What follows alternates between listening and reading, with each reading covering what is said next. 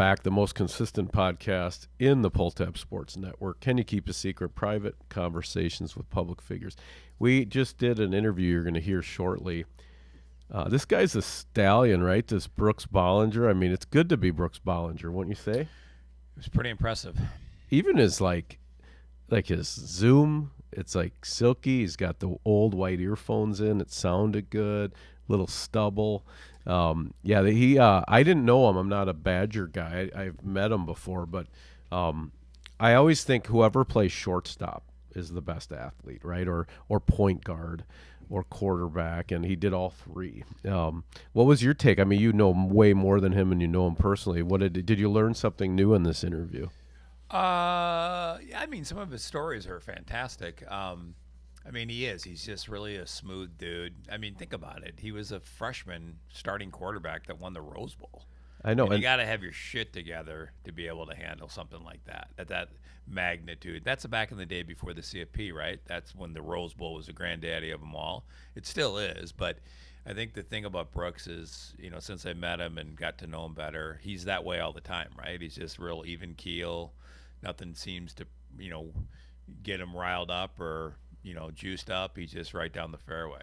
Processes information quickly, right? To be a 4-year starter high school, 4-year starter college, and even some of his stories, here's the playbook. You're in the lineup tomorrow. I mean, I think in some ways what I was impressed by, just from a podcast standpoint, most guests just they just show up, and you could tell he kind of had his stuff loaded up, and he was great. Yeah, he was. How you like it? I want to hear. So you've been in Arizona for, right. Yep. Not quite a year, but almost a year. Yep. What has changed? What's Arizona Tom like? Like, are you concealing and carrying? Are you? I should be. Like what? I would think, like when I lived in No. New York, there were a couple things Yeah. where I became more New York. How have you become more Arizona? You got to be a pretty aggressive driver, right? So I think my driving's clicked up a notch. Yeah. I like to maybe compare it to, my boys like F1 and they watch that show. So the one thing I will say, I've definitely amped up my driving game. You gotta have your head on a swivel and be ready to roll when you hit that freeway. Are you saying like giving people the finger? No, you have to like, New York would be a good example too from a traffic standpoint, but Phoenix, it's pretty much someone's going 30 miles an hour because it's someone older, or they're going 110 miles an hour. So you have to find that sweet spot and get in there, and definitely become Arizona's definitely a fast driving state, and you have to have your wheels right. How about lifestyle? Like here, I'm an empty nester, but I still am like drunk all the time. I don't know how. My eyes are red till about noon. You are out there. You don't know as many people. Right. Did you get is it almost like rehab? Like you're out there, you got your swimming pool, your cold tub. Are you kind of like, now you're home? Are you just like, is this like Vegas when you come back to Minnesota? Yeah, well, like last night we all went out. We had the Wild obviously here for the day, and which was great. And then I went out a little bit, and then had an issue with my kid. So, but yeah, it's a little bit of like a reunion, right? You come back for the 25th, so it's been fun. But out in Arizona, it's like the thing that's so interesting is like comparable to Minnesota. So Minnesota, you got the winter, right? You got this this kind of 6-month window where it can be pretty poor weather, and in Arizona right now we're rolling into the summer, and the summer sucks. It is so hot, it's unbelievable, and you can just see the level of like at the airport, right? During the non-summer months, it's packed. People are coming in. January, February, people are coming there, and now you go to the airport. No one's flying into Phoenix for any recreational purposes. I mean, it might be business and whatnot, but yeah, it's a little bit of a. I like it a lot. I mean, I love it, and you come out and seen us a couple times but it's good to be back in Minnesota too.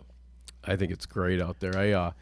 We're not a topical podcast, but this will come out, and we have both the final of the Stanley Cup and the NBA. I just wanted to get your take. Maybe let's do hockey quick. Sure.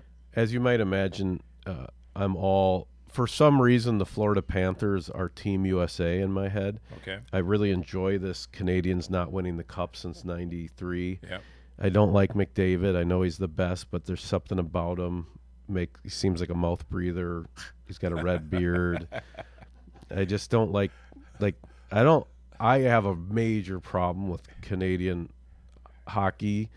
Like I love like Jake Middleton's Canadian. He's a folk hero. I love him, but like Team Canada ish. I think it's hilarious that they haven't won the cup since '93. I want Florida to be chanting USA in Miami when they're winning, and I love Kachuk chewing his mouth guard. What side are you on? NHL. Oh, for sure. Well, again, I don't have that much. I haven't put that much thought into it. I don't know why it's like the Olympics for some reason. Yeah, I didn't put that much thought into people's beards and mouth breathing and stuff like that. I like Florida for sure. Actually, I was rooting for the Stars, right? Because of Suter and my wife and my son like the Stars, so I was rooting for the Stars. So disappointed to see them lose, but I think Florida's the best team. So I'll be pulling for Florida. I don't have any animosity toward Canadians because I work with a lot of Canadians, as do you, by the way. And so Canadian hockey, Canadian okay, all right. hockey, like Yeah. Ryan Reynolds, Shania Twain. I got all you Canadians I know, but I don't. I don't know what it is. There's an arrogance to Canadian hockey. You only see it around the Olympics, the World Juniors. They're always the next prodigy seems to always be, the next Canadian product coming at you, whether it's Bedard, Celebrini, etc. So, you've worked in sports a long time, so Edmonton's a riddle to me, right? Because they shouldn't have beat Dallas. So Dallas has more depth, they have better goaltending, they have better defense.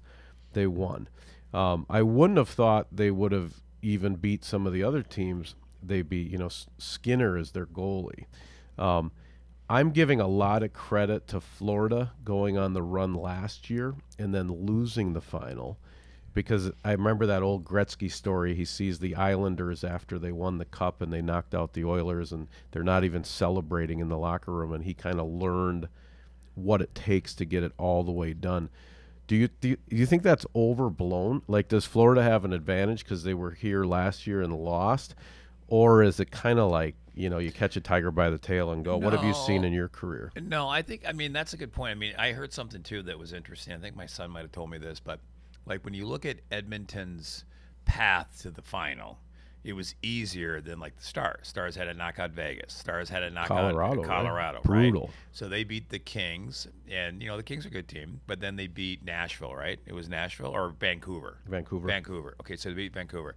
So you could argue that, they had a tough series against Dallas. They played great. Dallas played well, too. I mean, so Edmonton kind of showed me something. But to your question is, yes, do I think the experience of being in the final and losing it, do I think that's going to be beneficial to Florida? I do personally, because they've been there. They've kind of they can recycle it a little bit and understand what worked and what didn't work. And so, yeah, I mean, I think all that does matter. I think, we'll get into the Timberwolves here in a second, but, like, I think you see, like, Jordan, like, when Jordan was playing for the Bulls, he had to lose to the Pistons a couple of times until they figured it out. And then when they figured it out and they dial it in, that's when you have trouble. Yeah, no, I agree. Shifting to basketball, so my son, like your son, is, he's into the Prize Picks, and they have opinions on sports, and certainly your son kind of knows some of the details of, Dallas being a good road team or whatever the case may be. But I look at the NBA final, and this Luka guy, now keep in mind, hockey fan that only watched basketball for the last 2 months, like a lot of people in Minnesota. Thank you, Ant, and the rest of them. But this Luka guy, I don't even know what this is, because he kind of looks like he would have been my right guard. He looks a little heavy. He's a Euro. He's a guard, which is confusing to me, because I always thought he was this massive human. He's a point guard. I know. I thought he was like a forward or a center. So he's unbelievable. You got Kyrie. I've watched this Boston team a decent amount because my daughter lives out there. And to me, this Tatum, Brown, I know Porzingis is going to come back, but they seem like they're like soft. There's something about the Boston guys where I'm like, I don't know. I think Luka would kick his grandmother down the stairs to win it, and I don't feel the same way about a Jason Tatum. There's a politeness Yeah. to Boston, which is really weird for Boston because Yeah, Boston's a bunch of dicks usually. It's the opposite, yeah. What do you think? What do you think NBA? I got to tell you, like, I agree with you. Like, I was bummed because I thought, the Wolves look so good against Denver, right? They look so good. And defensively, I actually thought they could win the whole thing because I'd never seen a team in the NBA in a long time play defense like that. And you got Ant and all these other, pieces, and they're going to be good for a while, which is kind of fun for, Minnesotans to see. But then, you got these two superstars. You got Kyrie, who I'm not a fan of at all, and then Luka, who's, he's unbelievable, arguably the best player in the game. I still like Boston, and I like Boston because I think they're even maybe a little bit, I don't know if I would say they're softer, but they're just more talented. They have more depth. This Brown's really good. You got Tatum. I think, Dallas is going to run into, I think they're going to run into an issue where you can't have just two guys score all your points, and you're going to need, when you win the chip, you need those other guys to throw in 10 or do something. And I think that's what hurt the Wolves. I mean, at the end, Cat had a couple tough games, and, some of these other players, Gobert and Conley, didn't really step up. I'm trying to think the kid with the headband that, stood in the corner and knocked down threes. I mean, just to win the whole thing, even in hockey, you got to have the role players do things because you can't rely on two guys to score 72 points a night. Yeah, I heard a great quote about that. It was like your top six gets you into the playoffs, and your bottom six, your depth guys, whether it's basketball or hockey, they win you the championship. Yep. And certainly that's the advantage Boston in this one.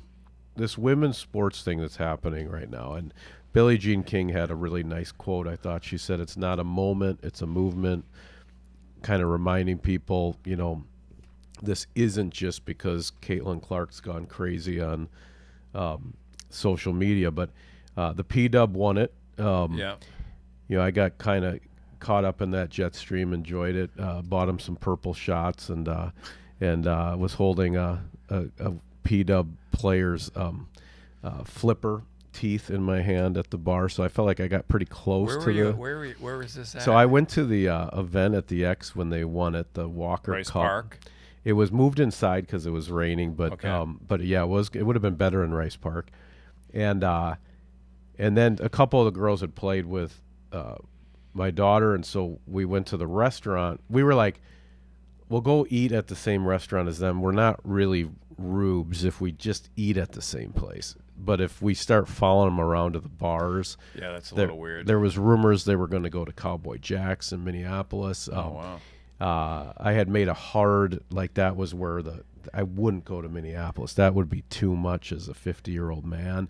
But I did go down to Tom Reed's and it was pretty cool. I want to get there's an interesting thing happening in women's sports, and I notice it mostly from a marketing standpoint. Right.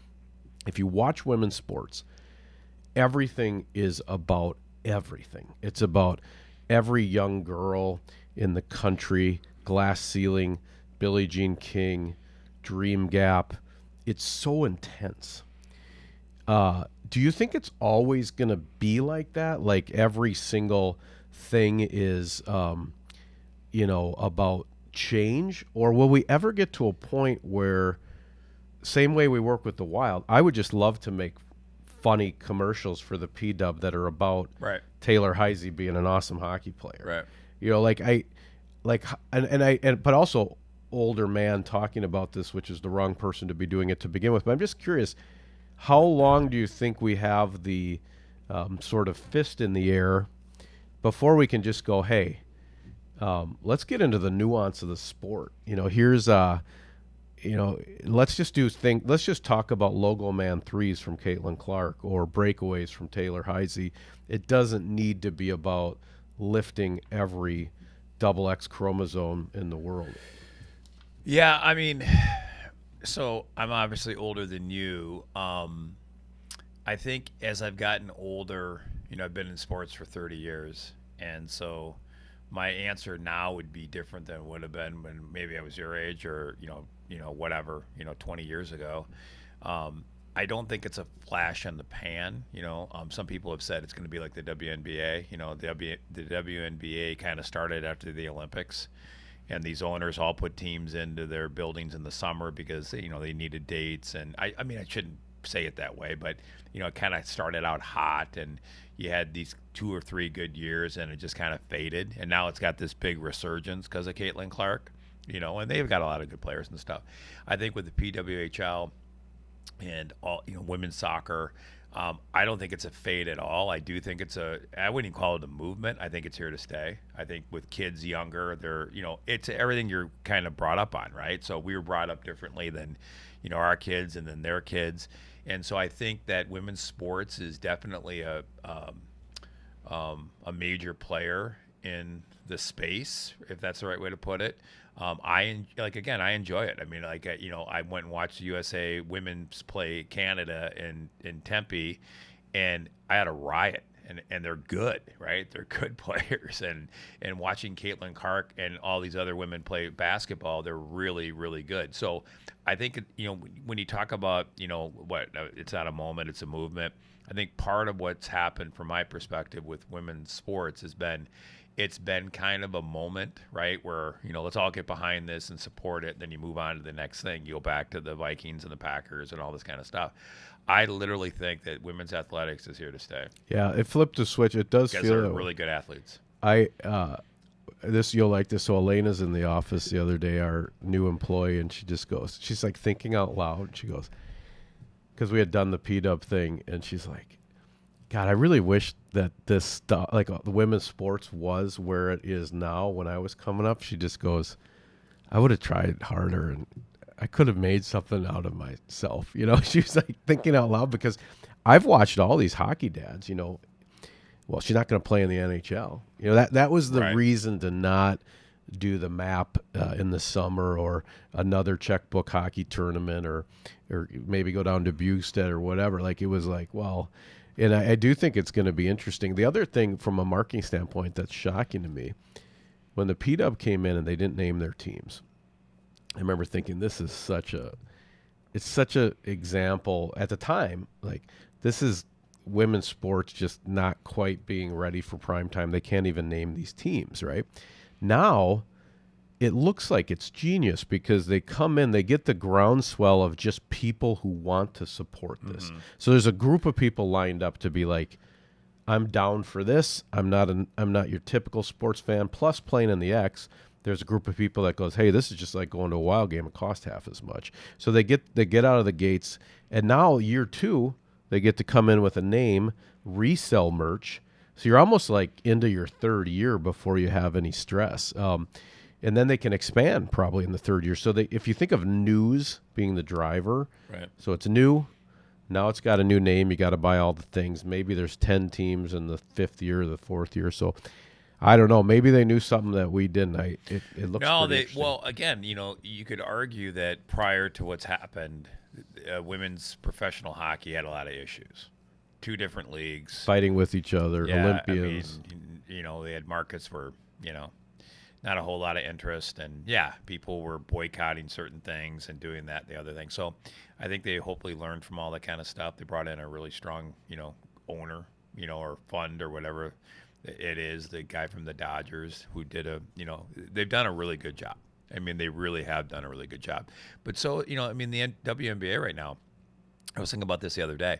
Caitlin Clark comes in. She's kind of polarizing already. Some of the players don't like her, and it's all this kind of stuff. And people are like, "Oh, shut up! You should let her do her thing. She's elevating this game to another level."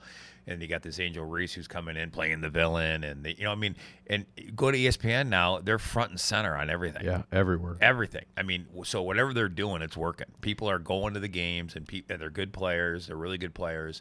And it's amazing to see the resurgence in the WNBA, but I think it has a lot to do with the PWHL. I think it has a lot to do with women's soccer. That's my point. I don't think this is going to, 5 years from now, we're not going to be sitting here going like, oh, you remember when the Minnesota team won the thing? And, I think it's going to be a part of everybody's life.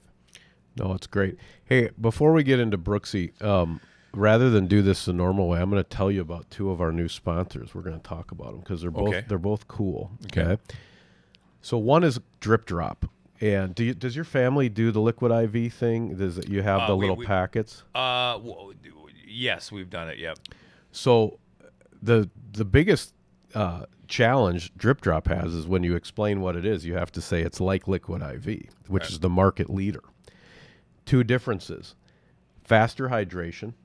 So it works faster. It was designed by a doctor that used to go on mission trips and hydrate people. The folks around this are old Gatorade people, old White Claw people that are in this Drip Drop bucket. And the number one thing is it tastes awesome. So do we have any in the office? Yeah, I'll give you a pack. I'll give you a 32 pack to take back to the Buckingham Palace there. But so it tastes better, works faster. If you're a listener, go on Drip Drop's site. You can basically they'll mail you a free sample, and then you can get like 50% off of a 32 pack. I'm telling you, tastes better, works faster. 75% of people are dehydrated. Whether you're going out drinking and you mix this in like a college kid, or your kid's an athlete training, all the sports teams use it. All the military uses it. That's Drip Drop. We're thrilled to have them. The second one, the Grint. The Grint is a golf app. And golf is an interesting sport because you're either uptight, country club, serious, got my gin score, or there's this other side of golf, kind of waggle, Bluetooth speaker, cigar, maybe a Zyn. The Grint app is a social app for golf. So it does keep your handicap official. It does tell you GPS on any course, but it's connected to other people. So if you get a birdie, you'll get texts from people like, "What's up?" Or even like, "Hey, you're golfing on a Friday, awesome." So there's an app called Strava. Some people use when they work out, maps your run, take a picture, get an attaboy from your friends. This is the golf version of it, and it's super fun. It's cheap, if not free, depending on how you do it. We're thrilled to have them. And both these brands have the same problem. Drip Drop has a better product, not as well known. The Grint has kind of this goofy name, the Grint, which I think means, I don't even know, greens in regulation or par or something, some golf slang. But you need to use both these things. They're awesome, and we're happy that they're part of the Pull-Tab Sports world. Should we get into Brooksy? Sure. All right, here's the man. Double roses, 2 rose emojis coming at you. How are you, buddy? I'm doing great. How are you guys? We're good. Awesome. You're in charge of the household, and where are you? Are you out in a compound and you've hidden your children? Your wife's gone for a minute, right? So you're outnumbered. Yeah. She had to leave a little last minute, so I got the younger 4 working from home this morning until I called 911. So Grandma's coming over in a little bit. I'll be saved at that point. But I just threw some food on the counter, locked the door to the screened-in porch, and made some pretty awful threats. So we'll see. We'll see if that holds up. You say the younger 4. What do you do? How many kids do you have? 5. I have 5. Yeah. So we had that's aggressive. It is. Yeah. It's pretty amazing. But last week we had a senior graduate and the kid have his last day of kindergarten on the same day. So wow. It's a unique distinction. No thoughts about a 6th, just to kind of balance it out. Just we're keeping the door open. All right. Yeah. I like we don't it. plan much. If you don't mind, Garrity, I want to go this. So this resume back in the beginning. Okay, so we're at Grand Forks Central High. I guess I don't understand. How are you a 4-year starter quarterback? You're the point guard of the basketball team. You actually win state, and you're the shortstop in baseball. So you basically play all of the positions that are like the nerve center of each of the sports. And what were you like, Huckleberry Finn in Grand Forks, and like people saw you skipping quarters across a river like 50 times and they're like, "Hey, you want to do everything?" I don't even understand. What were your parents athletes? What the hell is this? Are you good at darts? I'm okay at darts. I Yeah. bet. 4 handicap, by the way. I wasn't. A couple things happened. One, I got to grow up in a really good time in Grand Forks, and just kind of playing a lot of good teams from a young age, and the bar was high. But I got to. My dad was a college coach at the University of North Dakota. I always say, like, we didn't have a lot of money growing up, but we had the keys to the gym, right? So that was our thing. And my heroes growing up were the guys that played for the University of North Dakota. And I'd be in first grade, second grade, and I'd be thrown to the running backs or handing off, or I was around it all the time. The equipment room and the equipment managers were kind of my babysitters sometimes. So I think so much of it, because you guys have been around me. I always say I played in the NFL with an accountant's body, so I didn't quite have like this overpowering athletic prowess, but I think I learned this innate ability to kind of figure it out and play the game, just because I got exposed to it from such a young age. So where exactly would be state? Where would state be held in basketball in North Dakota? Well, there's a lot of options. Right? Really? You got Bismarck, Oh. Minot, Fargo. Oh yeah. It typically cycled between those, but Same Yeah, spot my- as the Hard Rock Cafes.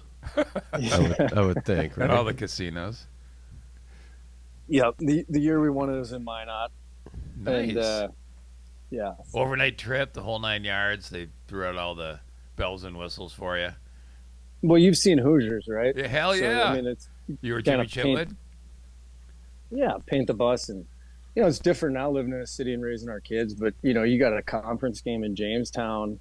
It's 20 below, and you're jumping on the yellow school bus to go play. So it was normal at the time, but it's a little stretched out land wise. So yeah, we spent some time in the yellow school bus. But the thing I love about growing up there is, like, high school sports, much like here. I mean, there's not a ton else, so high school sports are a big deal, right? People Yep. people are tracking it, paying attention. It was a blast. Very Hey, cool. what are you not good at? Like, is there something where you're like, oh man, I am terrible at like Monopoly, or like, what's your blind spots athletically? I I got a lot of them, but it kind of, like you said at Huckleberry Finn. Well, the thing in Grand Forks is I didn't play hockey, right? I have a little bit of an ankle burner, growing up, and we had pretty good stretch. The Panzer brothers, the Patolny brothers, David Tanabe, those guys were always kind of my vintage. So, yeah, you felt a little left out in second grade when you're like, yeah, all right, I'm gonna go down to Riverside Park and I'm gonna hang. How hard can this be? And you kind of get laughed out of the joint. But I ran with all those guys, and then I always say it's tough in Grand Forks. You could be an All-American at 5 other sports, but if you're not playing in the state hockey tournament, it is a little tougher to get a date to the prom. Wow. So I had to grind a little bit. That's so good. Second, he's over there throwing footballs and tire swings from like 300 yards away, and he's like still kind of mid in high school, right? Like, hey, Yeah. who did the Panzer break up with? Hey, I'll call her. I didn't even think about the hockey thing. It's staring me right in the face, and Oh yeah, you just nailed it. I mean, that- you're opening up some wounds as we speak. I want to get into the Badgers because I know Tom can take us away a little bit here. You probably won him some money at some point, but I first kind of met you at the Crystal Axe golf tournament, and your group came up. I think you were listening to Eminem. I don't know that it was Lose Yourself. It might have been a different track, and you guys were basically like, this is how we did it. When we were doing the Rose Bowls, we had, Cinderella Man or whatever you would. Can you just paint a picture? Double Rose Bowl champs. You're at the KK. It must have been the intro to the movie Kingpin when he's like grabbing slices of pizza off people's plates. Like, what was it like to be king of the world? BMOC, big man on campus. It is pretty fascinating. I got there as a kid from North Dakota, and my eyes were pretty big. And Ron Dane was our running back. He was already a superstar, right? That was kind of the first superstar I ever met. He was rolling. He was a big man on campus, and I was just, that first year I was just hanging on for dear life and trying to survive the scout team. And we had like the number one defense in the country, and there's this guy Tom Burke who set the single season sack record, and was an absolute rage monster. Pimples on the back. Those guys had the mentality. I mean, I got 11 stitches under my chin in the Coliseum 2 days before the Rose Bowl because I'm running the scout team, and I completed a couple passes on the blitz drill. We didn't even have shoulder pads on, and all of a sudden I just got absolutely laid out, right? And Tom would hit me on the way back to the huddle, right? Plays over, I'm walking back to the huddle, wham. So I would say that first year, like I was just trying to hold on and be a part of it, and it went so fast. I mean, all of a sudden, we were kind of upper middle of the Big Ten, but we just caught fire, right? And all of a sudden, you're going down to Pasadena, and Tommy Lasorda is speaking to the team, and you're on the Jay Leno show, and you're just looking around like, holy cow, what is this? And then fast forward a year later, my first start was at Ohio State, and I was kind of sharing time with the senior. We were up and down, had just had a tough loss at Cincinnati. He gets hurt. My first start is in the Horseshoe at Ohio State, 2:30 ABC game, with Lynn Swan doing the sideline reporting. And it's like, all right, good luck, kid. And, we were down 17-0 in the first half.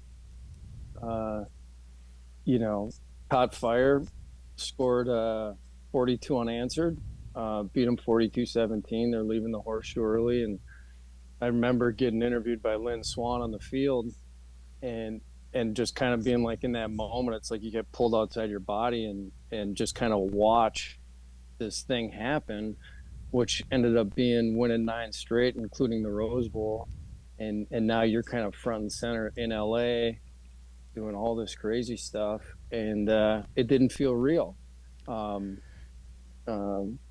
it was fun. You could grab a slice of pizza anytime you wanted. I'll put it that way. So after that, though, there were a couple lean years in the middle then, right? Your sophomore, junior year? A little bit not the Rose Bowl type teams. Yeah. So we had those 2 really good teams, and then we were actually going into my third year. We were like 2 in the country preseason, and maybe had our most talented team. And then I don't know if you remember, Tom, we had this little thing called the shoebox. Oh yeah. Oh, shoebox scandal. I don't know about this. The wonderful Brooks has got to tell you. What is this? Well, I am not a huge fan of the NCAA, and I think a lot of it's playing out kind of in real time. And but that was the time where they doubled down on the strict compliance rules. So there's this little place in Black Earth, Wisconsin, called the Shoebox, and it actually wasn't a little place. Yeah, it's amazing. It's in the middle of nowhere. It's right? like Gartner's 40 minutes house. out of Madison. It's like a galleons. Yeah, Shields. It's unreal. It's an oasis. So what the guy is, it's a shoe distributor. So he distributes to all these, smaller regional shoe areas. So he's got ridiculous inventory. So he's like, what the heck? I'll open a shoe store as well. So he kind of had everything there. Anyways, somehow over the course of time, he's a generous, kind of fan of the people. And I don't think the store is really how he made his money. Anyways, it was like, there was a deal out there, right? For athletes and people associated with the program. And I mean, the guy would give, it was kind of this 50% off deal. And it went on forever. I mean, as long as anybody kind of remember, it was happening. So, and he'd also give it to teachers and priests from the area or whatever. But anyways, guys would go out, run up tabs, blah, blah, blah. So I'm heading home that summer for a couple of weeks off. I need some golf shoes and whatever, a little swag. So I stop in and I get a couple things. I'm heading home and I get back and we're having a summer 7-on-7 at Camp Randall.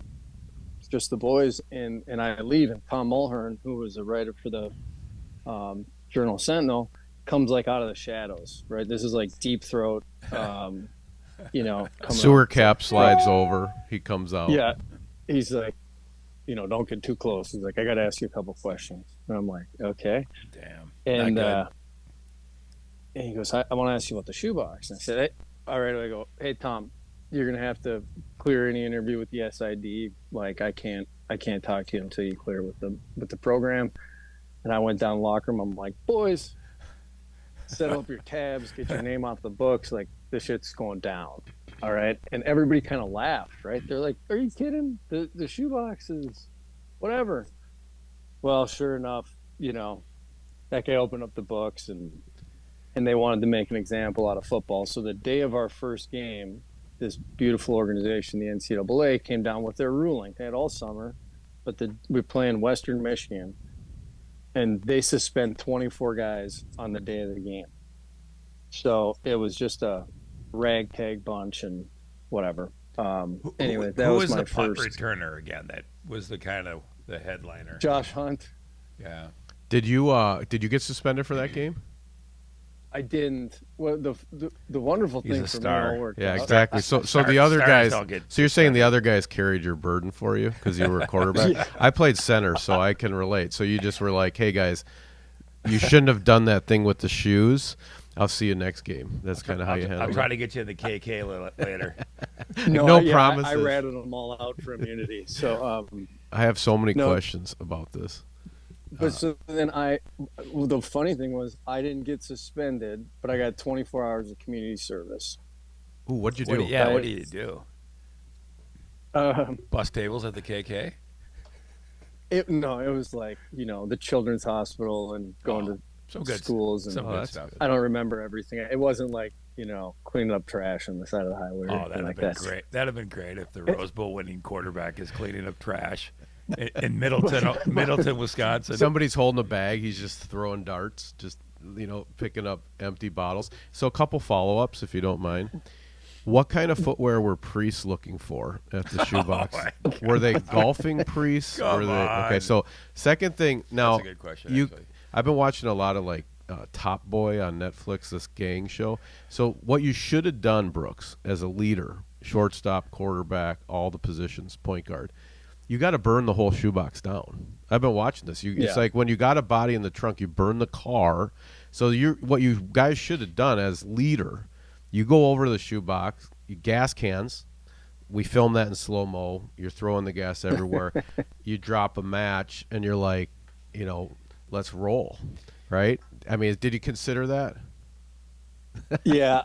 The funny thing looking back is at that time, it was just you had no, now you see lawsuits and these kids are, they're starting to, obviously the world's shifted. There's more power to the people. At that time, it was like NCAA compliance. You just panic, right? Like it was just like, they are the Gestapo and have control of everything. So it was I would say a much different mindset than it is today. But the funniest part about the 24 hours of community service is fast forward to the end of the season,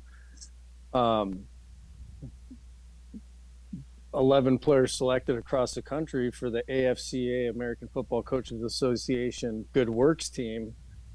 Guess who was elected? Yeah. The guy who did 24 hours of community service as a Good Samaritan. So I ended up getting a pretty big honor as a result of my service. Starting foundations. Wow. I mean, it's funny how it works, right? That's the way it should work. Hey, what's your favorite? So if you're on the golf course, maybe you're into your second 18, you've had a couple drinks, the Bluetooth is going. What's your best podcast story at Wisconsin? What are your standbys? Kind of, Okay. Go ahead. So when I don't even know. So Coach Alvarez had a deal, I think, from when he was at Iowa, that if you won the Rose Bowl, the seniors and the starters got to go to the Playboy Mansion the next day. Oh my! So yes. I use this one when I'm talking to like high school kids, and they're, That's a great I'm story. like, The hey, shoe where's the store and the quarterback? Playboy Mansion. That was his deal. He had a hookup with Hugh Hefner, and we're going after the shoe company in rural Wisconsin. Okay, keep going. Hypocrisy. So, um, we we as a freshman, I was a redshirt freshman, so we were in the Rose Bowl. So seniors and starters go. So there's probably, I don't know, 25, 30 of us, and we get a bus. We go down to Santa Monica Pier for a little bit. We have a few beers and kind of hang out, and then we go to the mansion. And it's a whatever. It's a I can't. This is unbelievable. So this is a couple of days after the you know their big New Year's Eve party. So everybody's kind of just hanging out. There's a couple playmates just like in jeans and whatever, just hanging out, and they give us a tour of. We do the zoo, we see the grotto, hang out in the pool house for a little bit, and just hanging out. And guys are trying to sneak in, and we get to see little parts of the mansion. But I'm 19 years old, so I still remember I had the disposable camera, which is a whole nother story. But it wasn't, it was pretty benign. We're just hanging out. It's cool to see. So we get to the end, and Hugh's going to come out. So I'm kind of sitting in the back. Hugh comes out with three of the like really done up, women that live with them, playmates, whatever, wives. I don't know. Is he wearing what he called pajamas? them. Pajamas like a No, robe? Okay. Nobody had the ascot. Okay. Good. He was on brand. And then CNN sports crew rolls up. Okay, so reporter, cameraman, whatever. No. Kind of meet him on the front of the mansion, and Start asking you about the shoes. I'm standing in the back, right? I'm just a freshman kid, and everybody's kind of going up, and I'm like, all right, probably half drunk at that time, like 2 p.m. Anyways, first thing out of the playmate's mouth when they come down the steps, where's the quarterback? We want to meet the quarterback. Of course. They ushered me up front. I do an interview on CNN Sports with one arm around Hugh, the three playmates at 19 years old. Very similar to Grand Forks. So I'm talking to the kids. I'm like, boys, Like that's why you want to play quarterback, all right? You're like, take that, Panzer. Does that video exist? Like, is that on YouTube? Somebody asked me that. I was telling this story not that long ago, but I got to find it some way. I guess we know what Spencer's doing. Well, the rest of the day. it's funny is John's staring at me, Brooks, as we're talking because he's a Gopher fan, and he's like, "Oh my God, I can't believe this happened." I'm like, "That's what happens when teams go to the Rose Bowl." That's what winning looks like. He just doesn't. He hasn't experienced it. Anybody naked at the mansion? I got to ask. As a redshirt freshman, did you see anyone with their shirt off? No, it was Probably smart on their Well, part. this is his second year. This is when you starter, right, Brooks? yeah. It was. So you just won however it. you want to call it. You just won it. Yeah, that is so cool. That is like, that's the coolest. Everything was better before. Well, but, So I didn't verify it, but so my dad tells this story. He's like, kid just won the Rose Bowl. He's a little hungover. They're heading to LAX. He's like, I'm walking through the terminal, and what plays in airport terminal? CNN. And he's like, I'm walking, and I see a couple TVs, and I'm like, Hugh Hefner, and he's like, is that Brooks? Like my whole mind just got blown. We're leaving the Rose Bowl, Tommy Lasorda, this whole deal, and now my kid's standing there with Hugh Hefner. So yeah, it was pretty wild. I'm gonna nerd out for a second because I got to ask a question about the Rose Bowl. I just can't believe that happened. Like when you're in the game, when you're a game that big, right? And you talked about Alvarez. I mean, are there moments where you feel like it's super intense, right? Or is it just doing business? Like, do you kind of get caught up in the moment? Like, I'm fucking the quarterback of the Badgers in the Rose Bowl right now. I mean, yeah. As a 19-year-old kid, I think it was interesting for me because I do remember my freshman year just running out onto Camp Randall for the first time, and it's such a different perspective that you've never felt before. Obviously, with just on that stage with that many people, it's just the environment is it's a whole new experience. But I think after you get used to it, it just kind of normalizes, and that's why you need so many reps and so much practice and everything else that once you're in the game, and I always said once you kind of get through warm-ups, you don't feel a ton of that. You're just playing the game and trying to win. It all becomes relative. It's not like it's more important, right? Like when I was playing at Grand Forks Central and we had some good teams and played in state championships and stuff, that's as big a deal that's as important as it can be to you, right? Like Right. it means everything to you.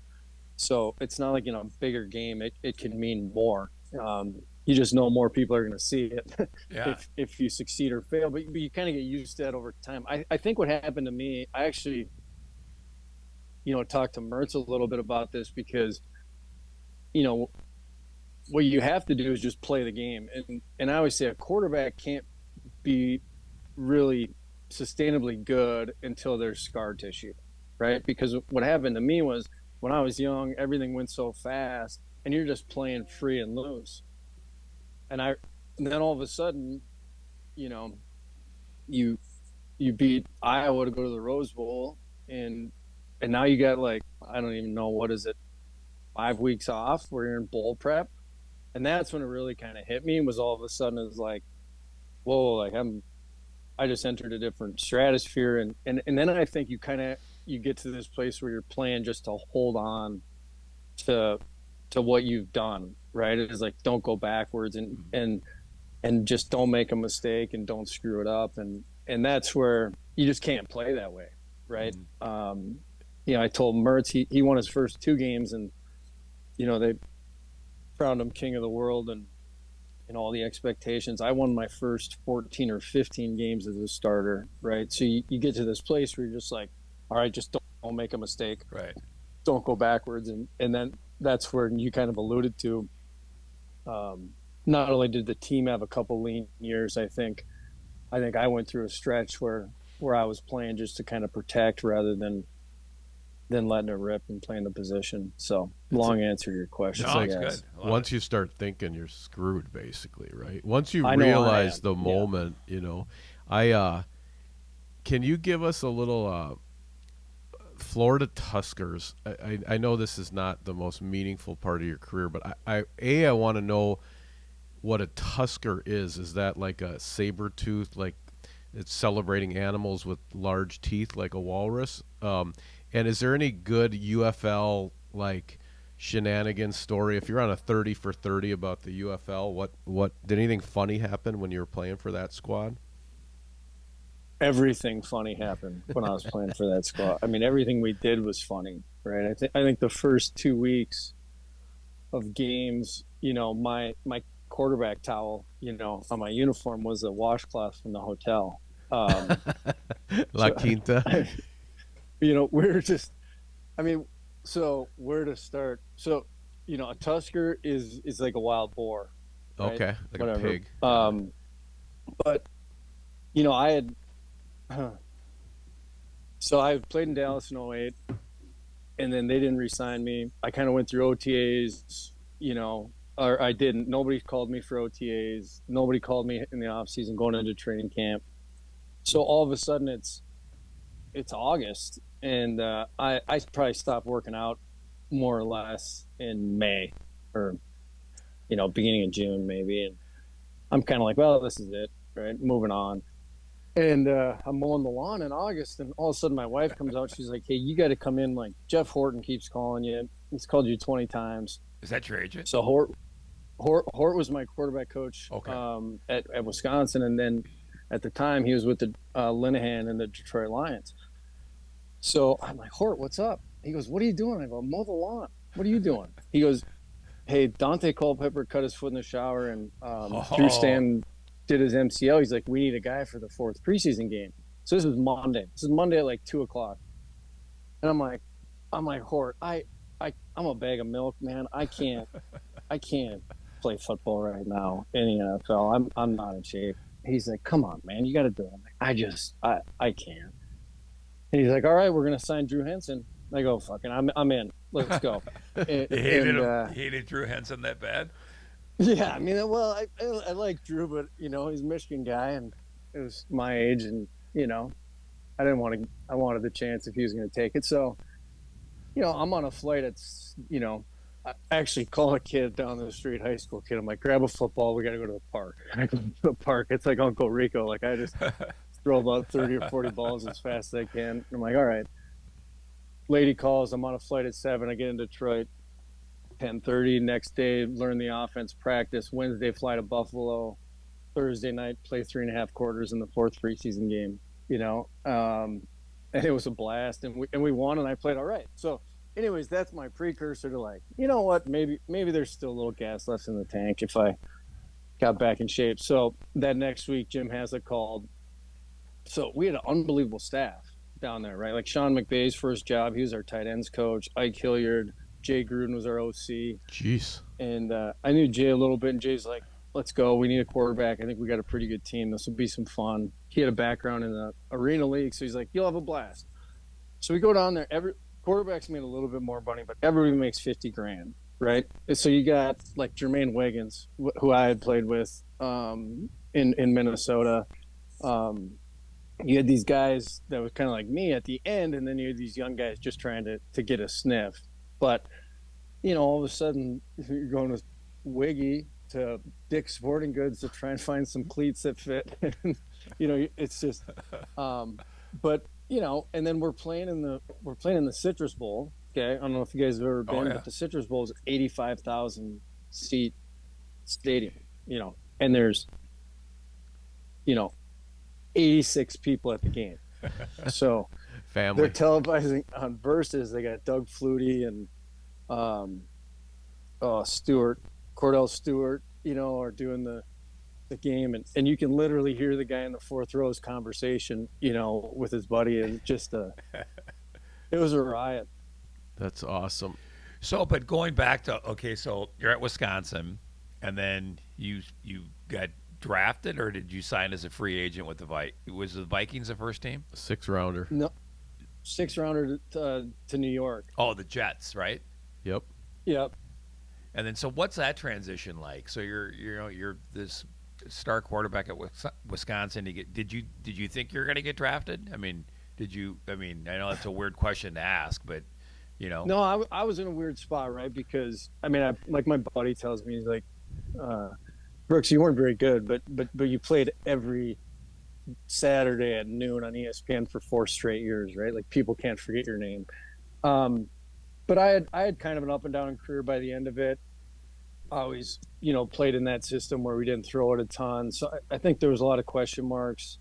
I went to the combine. I had a good combine. I went to an all-star game. I had a really good all-star game down in Florida. So my stock was kind of rising. So I thought it would be anywhere from, late 5th round to the free agent. But nobody really knew. And then even when I got drafted, it was like, I have no idea if I'll make the team, right? It was just kind of a show up and try and get it going. But it's a whirlwind, right? Like the draft happens, and especially back in those days, I really don't know how much it changed, but you're on a flight, in the next couple of days, and then all of a sudden you're showing up, and it's like, here's the playbook, practice is tomorrow,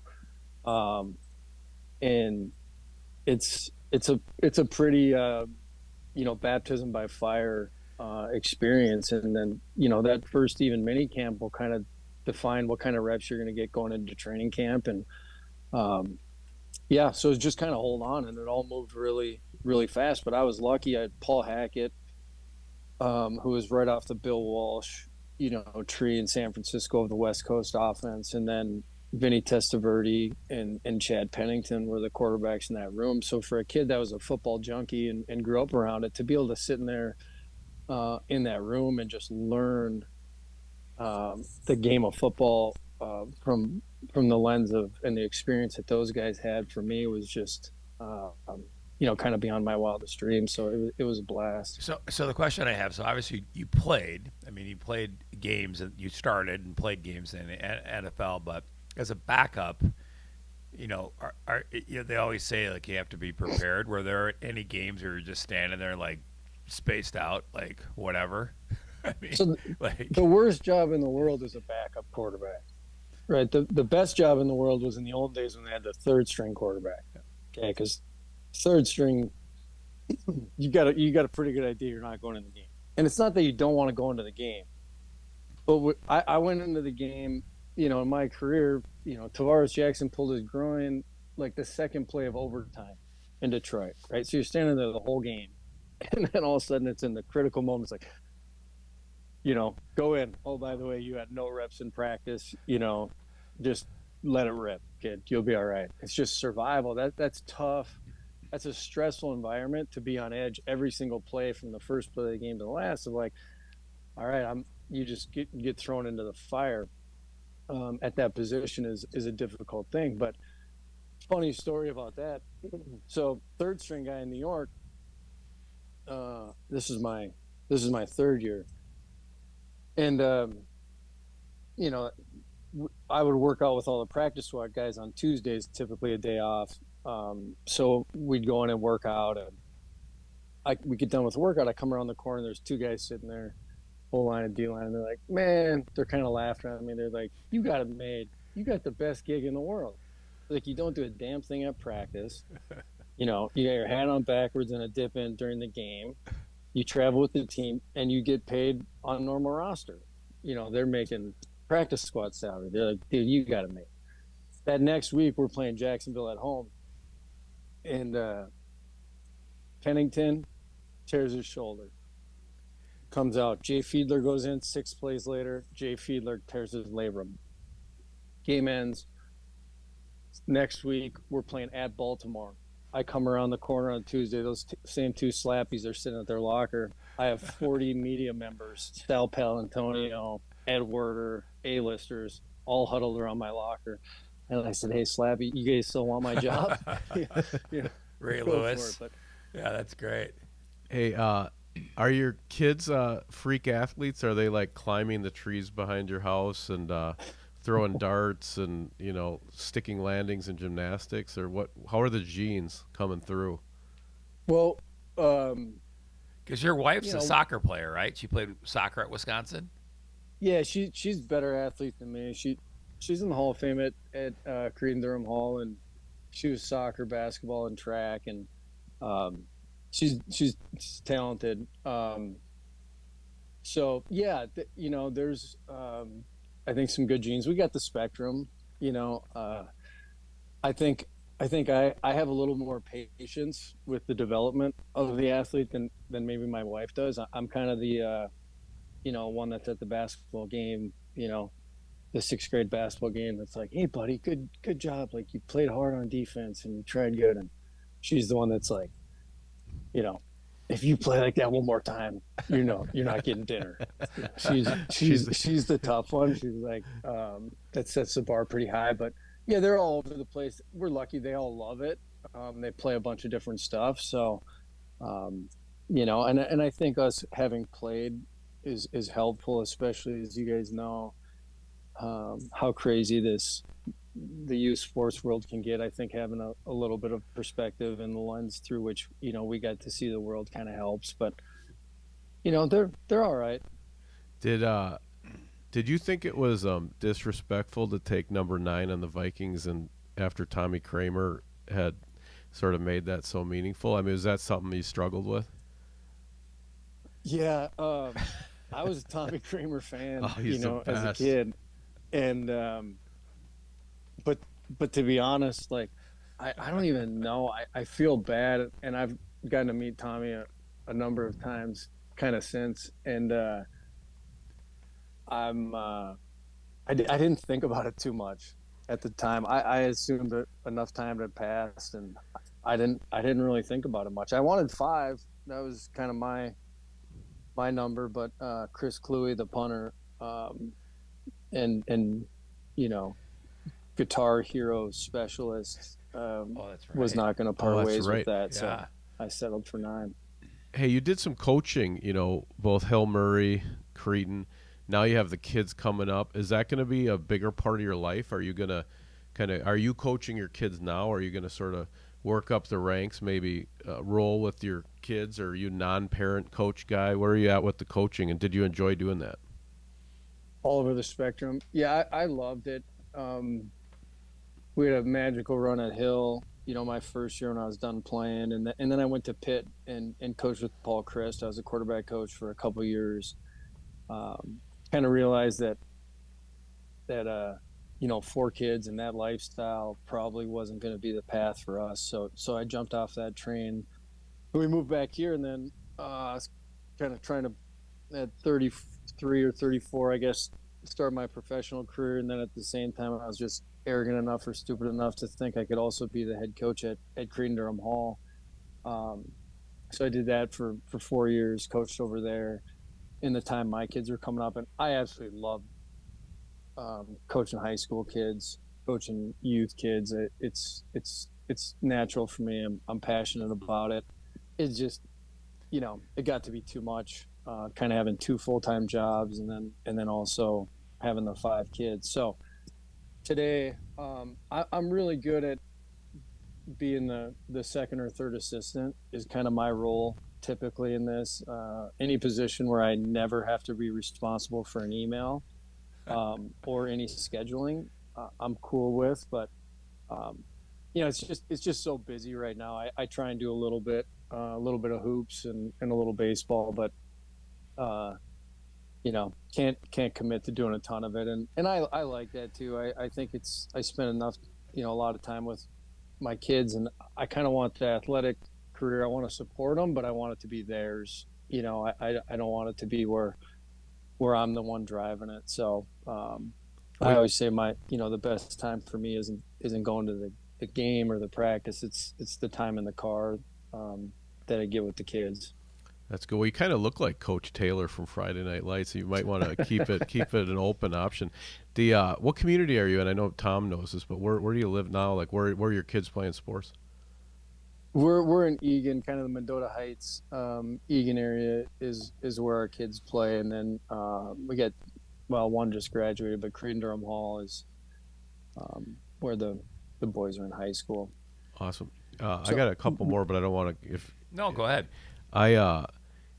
This is just kind of just a low. I just want a little color from the Badger years. So, will you just paint the scene for me, like KK, like what kind of music is happening at that time? What cologne are you wearing? What are people dressed like? What are you drinking? I just want a snapshot of that. I guess it's early 2000s, right? So are you listening to like Snoop, or like paint a picture, right? So we're in the movie, kind of big man on campus. Set the scene. What do the girls' hair look like in this era? Give me a little color. Well, you look back at that time, and it was really an awful time for kind of style and fashion. But when I first got to zipper shirts, right? Now that I have daughters coming up, I'm hoping we cycle back to this because when I got there, it was the kind of the flannel. Yeah, it's grunge. Oh no, it was grungy. It was flannel. It was big, baggier pants, baggier everything. Doc Martens. Yes. Yeah. I got you. That's awful. That's the opposite of yoga pants. You were just in full lockdown. You were at the height of your powers, and all the girls look like Eddie Vedder. That's terrible. I'm so sorry.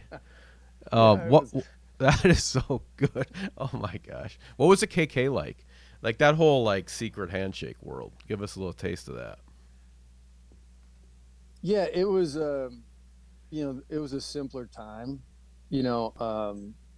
It was the time in Madison where, now you hit bar time in Madison and it basically looks like Vegas, right? Because there's so much going on and there's so many restaurants. Back then you had to either go to Gumby's and get a pizza, or the Parthenon and get a Euro, or La Bamba's, get a burrito as big as your head. You kind of had 3 options, and it got quiet. But, Wando's was only one level at the time. And I will say that the KK's done a great job. It's changed a little, but it hasn't changed much. It was such a high level of perfection even back then. It still is. It's pretty similar to what it is today. But I was I try to toggle between. I was talking to somebody this the other day. Is like I was not a skip the line guy if I could help it. You know what I mean? Like I was a wait in the back of the line guy, just kind of get through there. But Man of the people.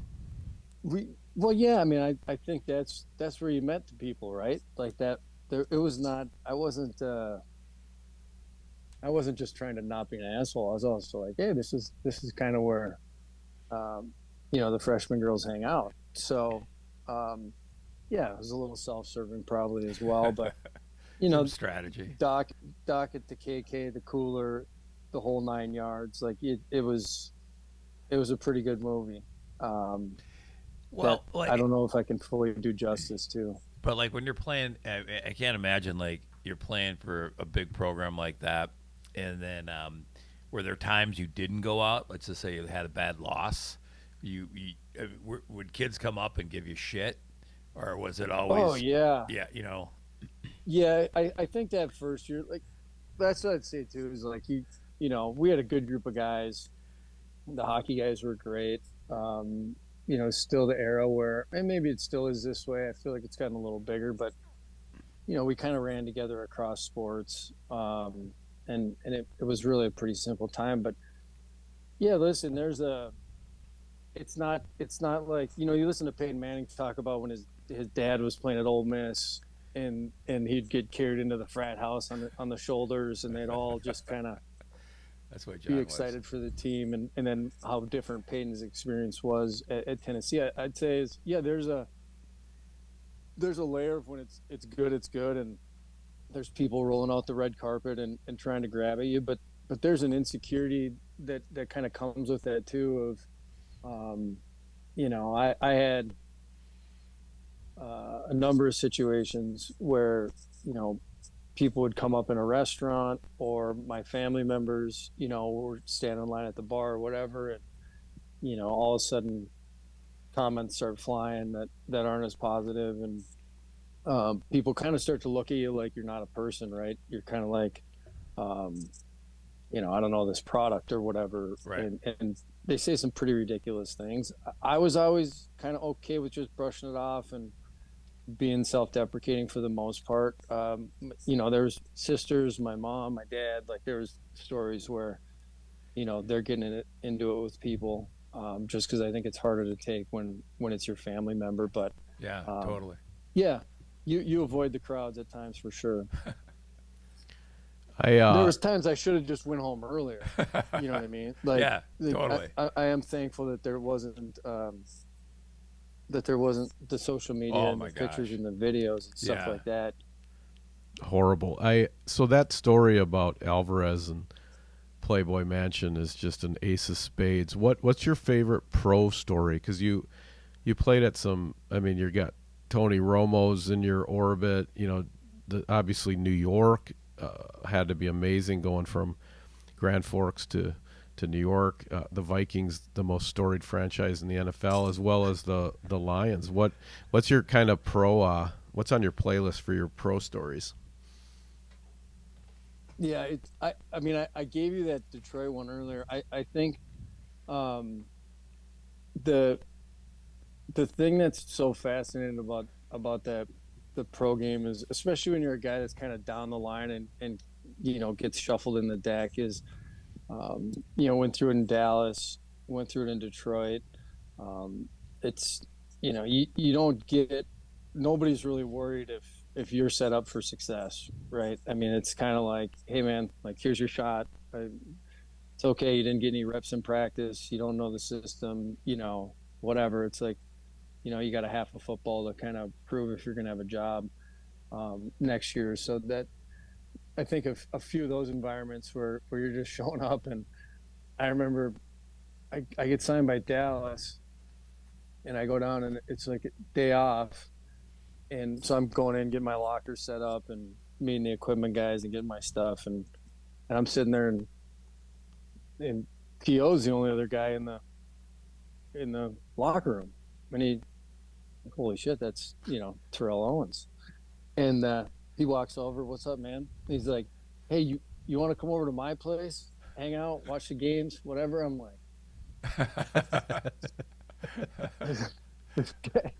You're gonna kill me or what? What's going on here? Like, this is a setup.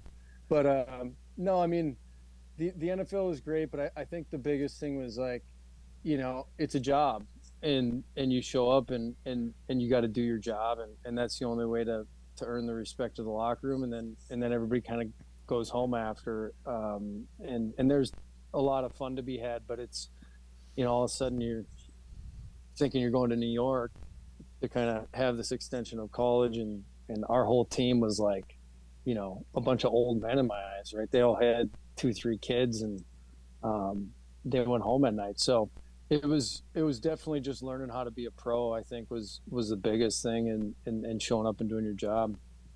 That's great. My last question, you're obviously quite an athlete.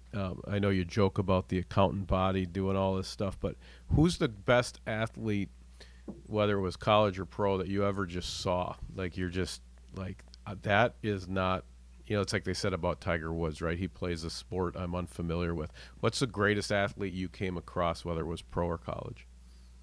Yeah, I think, well, it's different when you get to throw to guys, right? Because you can really just feel it. But throwing to Kelvin Johnson, for a day, I guess, in Detroit, I'd never seen anybody like him that was that big and could run like that and was that smooth. I mean, his throwing radius was a mile. You just threw it anywhere and it just like disappeared. It's funny though. I think Antoine Winfield might be the best football player I ever played with. He was just such an amazing, small guy, but his instincts and ability to hit people and just the way he played the game, just being an all-around player, he was unbelievable. But physical specimen, I mean, Adrian Peterson and Terrell Owens, I would say, are the two guys that just overpowering physical ability. Never seen anything like it. It's awesome. Other than maybe someone like you at Edina. Yeah, I was all conference honorable mention, Brooks. Two-way starter, center linebacker. I don't usually say honorable mention. I kind of mumble the honorable mention, like all conference. It's like the 3 Rose Bowls. I get it. Yeah, we beat Eden Prairie, but no one knows there was like 8 houses in Eden Prairie when I was playing. But like now, it's like, it's great. You have any final for Brooksy? Or no, man, this has been a blast. Thanks so much for coming on last minute. Appreciate it, but I'm glad we had you on. This is awesome. Yeah, man, you're a stud. I do want to know, did your wife finish mowing the lawn when you got the UFL call? Were you like, honey, I'm out, flip her the keys or what? Yeah. It sounds like he probably wouldn't ask her that question. I don't think so, yeah. Yeah, she's like, you're 33% from the field, son. No soup I'm for pretty you. sure. I'm pretty sure she left it. Because when we played on Thursday, I got cut on Friday, so I was back home by Friday night. So I'm sure I just finished it then. You're gonna win the Crystal Axe. Minnesota has it. I know you're one of the stronger golfers. That event's coming up here in a couple weeks. We got a hype video going out next week for Minnesota. Do you like Wisconsin's chances to recoup the battle for the Crystal Axe? Yeah, I mean, I think we're pretty big underdogs. I don't know if you checked the money line, but I think we're pretty big underdogs again. But I've been more intentional this year of recruiting some talent, rather than just drunken Scotty. So I do want to talk to Ryan about making sure we set it up so that we can actually run across the fairway and take the axe away, because that's about as much fun as you can have. So I want to go take it. Yeah, you want that Ryder Cup Massachusetts kind of feeling. You should get Pavelski maybe. He's a Badger. He might be available. I heard he's a stick. Yeah, he's a really good player. Well, hey, you have been an outstanding guest. Thank you so much. What a stud. Brooks Michael Bollinger. Go take care of those 11 kids you got, and thanks for joining us. Thanks for everything, Brooks. Thanks, boys. Peace, brother. Take care. We can't play this